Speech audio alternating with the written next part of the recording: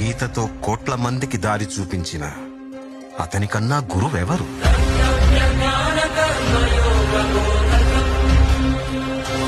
రక్షణ కోసం సముద్రం మధ్యలో ద్వారకా నగరాన్ని కట్టిన అతనికన్నా గొప్ప ఆర్కిటెక్ట్ ఎవరు?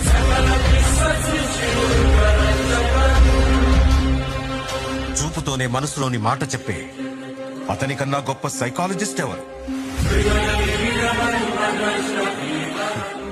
వేణుగానంతోనే గోవుల్ని గోపికల్ని కట్టిపడేసే అతన్ని మించిన మ్యూజిషియన్ ఎవరు?